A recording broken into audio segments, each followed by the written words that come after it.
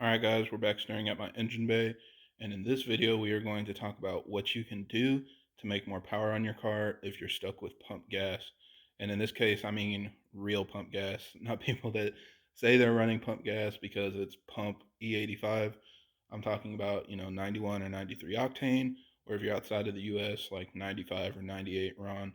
And so there's a lot of mixed information about this going on around the forums and in the Facebook groups and things like that. People assume that you're really capped and limited by running on 93 octane, but really I don't think that's the case. I think a lot of people can reach their goals fairly easily, even with pump gas, when they build their car the right way. So I'm just going to talk to you guys about my thoughts on what that upgrade path looks like. And hopefully, if you fall in this category, then this can help you out as well. So yeah, a lot of people think that they're in the minority when they want to run their car on pump gas because they see all these records and people getting tuned on ethanol mixes. And while that is really convenient for those of us that have E85 available, majority of people do not. Really, most people do just want to run their car on pump gas. And so they want to get the most out of it and just enjoy their car without having to worry about mixing and finding ethanol stations and low gas mileage and all of the other things that can come with E85. So it's really not that hard to work with. You just kind of have to plan your build appropriately. The first thing that you'll want to do with a stock turbo is get a downpipe and a tune. On a dyno jet, that should get you around 400 to 420 wheel horsepower. The car will pull very strong and run very healthy. And with, limited timing, but a good amount of boost, it should get you in the high 11s in the quarter mile. So that's pretty healthy and pretty good for a car, like pretty much out of the factory with one bolt on and a tune. And I think a lot of people are pretty satisfied with those kinds of results. But there are a couple questions that I get after this. The first one is, does it make sense to upgrade my fuel pump? And in most cases, I say it's not going to provide a significant difference. What you can do is upgrade to like a TU pump, and it's relatively cheap. And because the fuel pump has more capacity, you'll be able to make more torque sooner. So especially with the stock turbo, you're going to be able to get a harder hit off of the line. That'll improve your 60 foot, your 0 to 60. Even if you try to brake boost or use anti-lag for a roll race, it'll give you a harder hit. So a lot of those gains will translate into actual performance and times like that, while you might not see an actual improvement in overall, horsepower.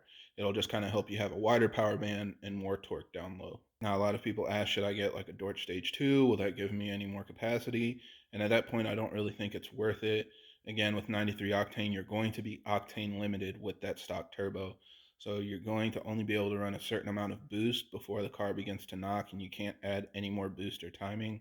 And that's why people think that there's no more point in going past that. But what you can do is upgrade your turbo. So what a lot of people don't realize is that a turbo's horsepower rating is generally just based on how much air it can flow. So the manufacturer looks at how much air it flows and basically converts that into a horsepower figure. It's not the same for every car or every platform or every engine that you bolt it onto, but it can help give you kind of an understanding of relatively how much power that turbo will support. So if a turbo is rated for like 800 horsepower, a lot of times that means that you're running a car on race gas or E85 and really like maxing it out to get that much power. But if you're on 93 octane, it's going to make a little less power, but it will still make more power than the stock turbo would. So that's really what you're looking for. You want a turbo that can maybe make 20 to 30% more power than your goal.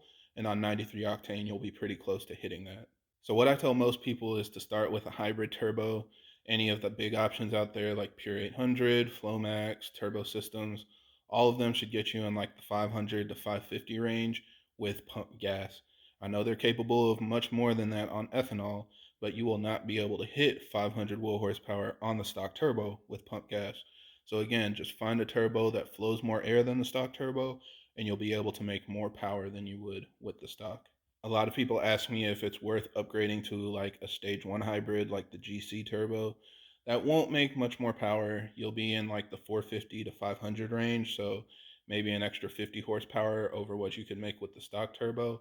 That's good for some people, but I do think it probably makes more sense to just get a full hybrid so that you see a more significant gain. Now, if that falls into the range of power that you want to make, then for sure feel free to try that out, but I think you get a little more value getting something like a Flowmax. So after this, your car will be running much, much faster. You'll probably be in like the low sevens for your 100 to 200 times, or in like the mid eights for your 60 to 130 times, which is really respectable for pump gas. You know, all you need to do is upgrade your turbo. You can use your same downpipe and same fuel pump, and you'll be able to make, you know, maybe 50 to 100 more horsepower. Now, also keep in mind that there are posts out there of people making up to around 600 wheel on a hybrid. I think I saw like a 6-port Supra making 600 on a pure 800, and it's definitely possible with everything being perfect. But even if you look at the tuner's post, he's saying that this is something that's extremely rare. He wasn't sure how he was able to push it so hard, and the car just kept taking it. So don't necessarily look at the most power that somebody's made or the lowest times that somebody's made and use that as a gauge for what your car is capable of. Most people don't get around there, and that was a really unique situation. So, considering what majority of people hit, I would say around like 500 to 550 is a much more typical and expected number. Now, if you want more than that, like you want the 600s reliably, I highly recommend just getting a full frame kit. You can obviously get a DOCRace turbo kit like mine. There are some others like Big Boost that will also support bigger horsepower levels. And again, you just want to aim for a turbo that makes maybe like 30% more power than what your goals are. So look for something that's capable of like 900, maybe like an EFR 8474 or 9174, or look at a G35 Garrett. You know, one of these turbos will make a lot more power with a real maxed out setup, but on pump gas, it should get you in the 600s. Now, obviously, this is something that's very rare and not something that a lot of people are doing. So you don't really see a lot of results to prove this out. We're kind of just relying on theory for most of this, but that's what I recommend. And you'll see a lot of cars that try this out hitting really good times, but on pump gas, that should help get you like in the mid to low tens for the quarter mile. It should get you in the mid to high sevens for your 60 to 130 times, and like the mid to high sixes for your 100 to 200 times. Now, after this point, you know, you could definitely go for a turbo that's capable of pushing like 1,000+ horsepower, but you're going to start sacrificing drivability a lot. Yes, you should be able to make big power on 93, just generally speaking, but a lot of times when you see these cars that are running, you know, 8-second quarters and things like that, you can see that the peak torque is around like 5,000 RPM. And it's just an extremely laggy turbo that probably requires a lot of head work and other things to help make it good for like daily driver use. So I don't usually recommend that. Of course, you can try it if you want to. And at that point, just pay attention to your rail pressures because you'll probably be approaching the limits of the TU pump when you're pushing over 600 to 650. That's kind of uncharted territory for pump gas. So just keep that in mind. Now, lastly, one other thing I want to mention is that race gas is always an option. And I know a lot of people that run, you know, MS-109 or just different types of fuel that you can basically store in your garage or store at home. And you basically can pump it and fill up your tank when you want to use it.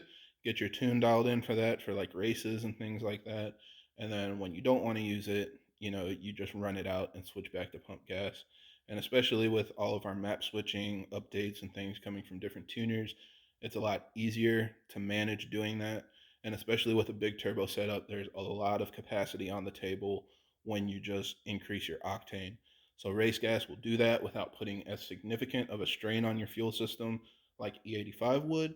And you can make a lot of power without any external controllers, no additional injectors or anything like that. Just an upgraded fuel pump, an upgraded turbo, and you'll definitely be able to make a lot more power. So yeah, that's it for this video. Thank you guys for watching, and I hope this helps. And if you guys have any other questions or comments, leave them down below.